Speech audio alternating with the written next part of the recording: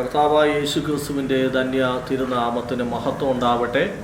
അനുഗ്രഹിക്കപ്പെട്ട നല്ല സമയത്തിനായി ഞാൻ ദൈവത്തെ സ്തുതിക്കുന്നു, ദൈവത്തിന് മഹത്വം കൊടുക്കുന്നു. പ്രത്യേകിച്ചും വീണ്ടും വരുന്നവനായ യേശുക്രിസ്തുവിൻ്റെ നാമത്തിലുള്ള സ്നേഹവന്ദനം ഈ തരണത്തിൽ രേഖപ്പെടുത്തുന്നു.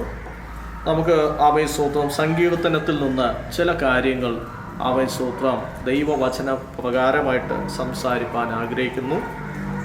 ഇന്ന് ആമേൻ സ്തോത്രം തിരഞ്ഞെടുക്കപ്പെട്ട സങ്കീർത്തനം 1-ാം സങ്കീർത്തനം അതിൻ്റെ 1 തൊട്ട് 6 വരെയുള്ള വാക്യത്തിൽ നിന്ന് ചില ആത്മീയമായിട്ടുള്ള ചില മർമ്മങ്ങൾ, ചില ദൈവം രേഖപ്പെടുത്തി വെച്ചിരിക്കുന്ന ചില രഹസ്യങ്ങളെ ആമേൻ സ്തോത്രം സംസാരിപ്പാൻ ആഗ്രഹിക്കുന്നു.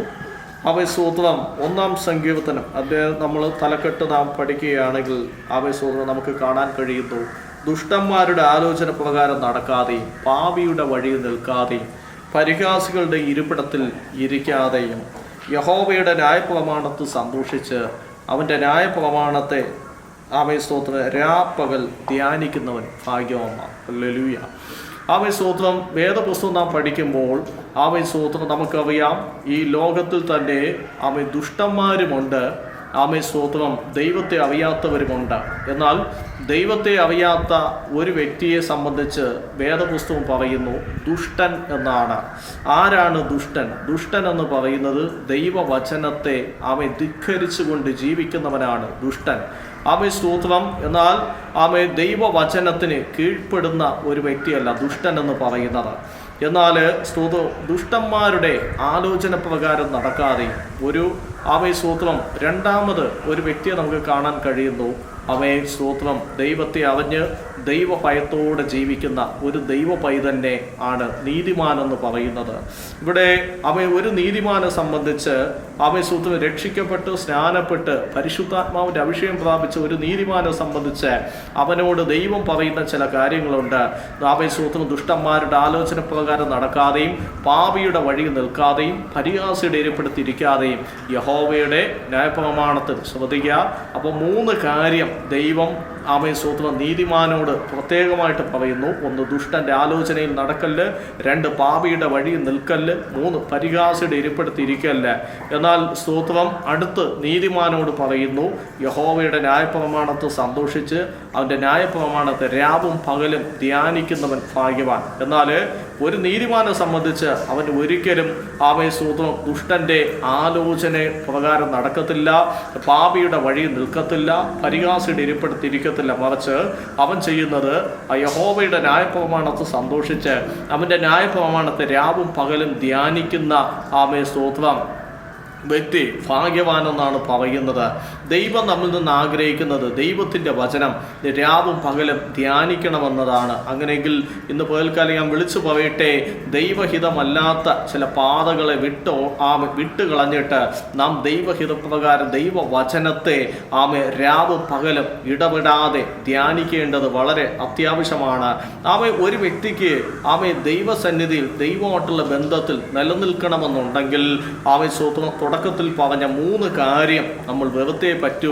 ദുഷ്ടന്റെ ആലോചന പ്രകാരം നടക്കാതെയും പാപിയുടെ വഴിയിൽ നിൽക്കാതെയും പരിഹാസിയുടെ ഇരിപ്പിടത്തിൽ ഇരിക്കാതെയും യഹോവയുടെ ന്യായപ്രമാണത്തിൽ സന്തോഷിച്ച് അവൻ്റെ ന്യായപ്രമാണത്തെ രാവും പകലും ധ്യാനിച്ചാൽ മാത്രമേ ഒരു വ്യക്തിക്ക് ദൈവവുമായുള്ള ബന്ധത്തിൽ അവന് ദൈവത്തോട് അടുക്കാൻ കഴിയത്തുള്ളൂ. അവൻ സ്തോത്രം മുന്നോട്ട് ദൈവമായിട്ടുള്ള ബന്ധത്തിൽ പോകുവാൻ കഴിയത്തുള്ളൂ. അതിൻ്റെ 3-ാം വാക്യം തൊട്ട് നാം വായിക്കുമ്പോൾ നമുക്ക് കാണാൻ കഴിയുന്നു, അവൻ ആറ്റരികത്ത് നട്ടിരിക്കുന്നതും തക്കകാലത്ത് ഫലം കായ്ക്കുന്നതും ഇല വാടാത്തതുമായ വൃക്ഷം പോലെ ഇരിക്കും, അവൻ ചെയ്യുന്നതൊക്കെയും സാധിക്കും. അപ്പോൾ ഒരു നീതിമാനെ സംബന്ധിച്ച് അവൻ ന്യായപ്രമാണത്തെ രാവും പകലും ധ്യാനിക്കുകയാണെങ്കിൽ സ്തോത്രം അവനെക്കുറിച്ച് വചനം പറയുന്നു, ധ്യാനിച്ചു കൊണ്ടിരിക്കുകയാണെങ്കിൽ അവൻ ആറ്റരികത്ത് നട്ടിരിക്കുന്നതും തക്കകാലത്ത് ഫലം കായ്ക്കുന്നതും ഇല വാടാത്തതുമായ വൃക്ഷം പോലെ ഇരിക്കും, അവൻ ചെയ്യുന്നതൊക്കെയും സാധിക്കും. എന്നാൽ സ്തോത്രം നമ്മൾ മനസ്സിലാക്കണം, രാവും പകലും ഇടപെടാതെ ദൈവത്തിൻ്റെ വചനം ധ്യാനിച്ചാൽ നിശ്ചയമായിട്ടും നമ്മൾ ആത്മാവിൽ ഫലം കായ്ക്കാൻ തുടങ്ങുക. അവൻ ആറ്റരികത്ത് നട്ടിരിക്കുന്നതും തക്കകാലത്ത് ഫലം കായ്ക്കുന്നതും ഇല വാടാത്തതുമായ വൃക്ഷം പോലെ ഇരിക്കും. അവൻ ചെയ്യുന്നതൊക്കെയും സാധിക്കും. പലപ്പോഴും നമ്മുടെ ജീവിതത്തിൽ എന്തുകൊണ്ടാണ് നമ്മൾ ചെയ്യുന്നതൊന്നും സാധിക്കാതെ പോകുന്നത്? നമ്മൾ എത്ര പ്രാർത്ഥിച്ചിട്ടും ഒരു വിടുതലില്ലാതെ സ്തോത്രം ആയിരിക്കുന്നത്?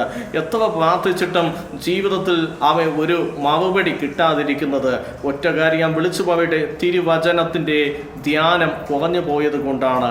അങ്ങനെയെങ്കിൽ ഞാൻ പറയട്ടെ, ദുഷ്ടന്റെ ആലോചന നടക്കാതെയും പാപിയുടെ വഴി നിൽക്കാതെയും പരിഹാസയുടെ ഇരിപ്പിടത്തിൽ ഇരിക്കാതെയും ഒരു ദൈവ പൈതനെ സംബന്ധിച്ച് സ്തോത്രം നീതിമാനാകുന്ന ഒരു ദൈവ പൈതനെ സംബന്ധിച്ച് അവൻ യഹോവയുടെ ന്യായപ്രമാണത്തെ സന്തോഷിച്ച് ആ ന്യായപ്രമാണത്തെ രാവും പകലും ധ്യാനിച്ചു കഴിഞ്ഞാൽ നിശ്ചയമായിട്ടും നമ്മൾ എന്ത് ആഗ്രഹിച്ചാലും അത് ദൈവം നമുക്ക് തരിക തന്നെ ചെയ്യും.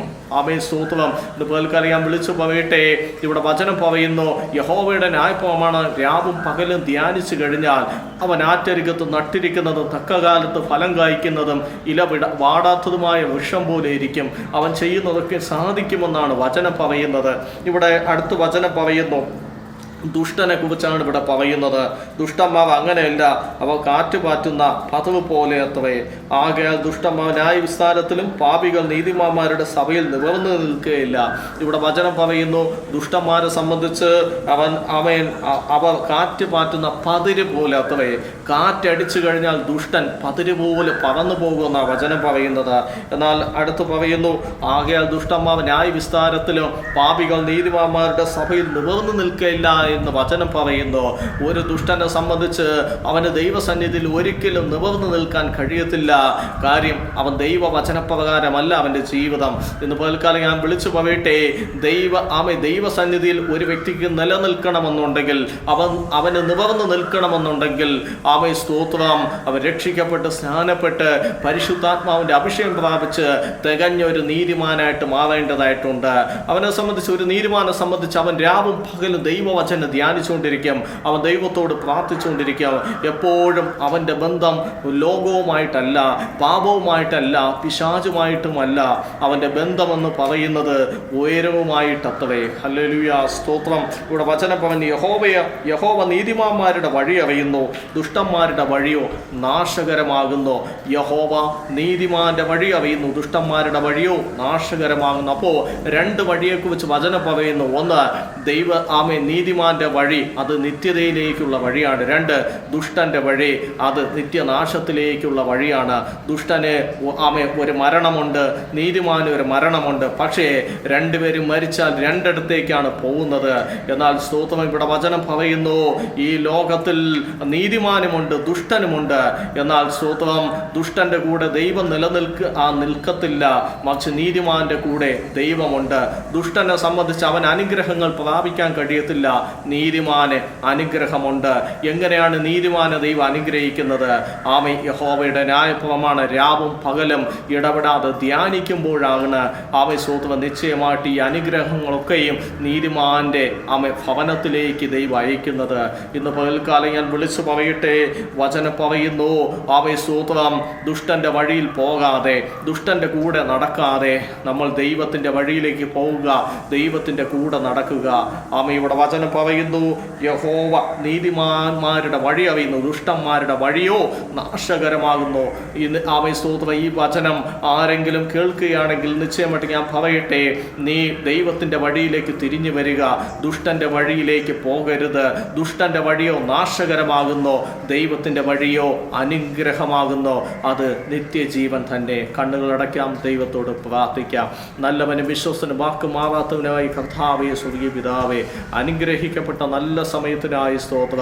ഈ തിരുവചനം കർത്താവേ, കേൾവിക്കാരായിട്ടുള്ളവരുടെ ജീവിതത്തിൽ അത് അനുഗ്രഹമായി തീരട്ടെ.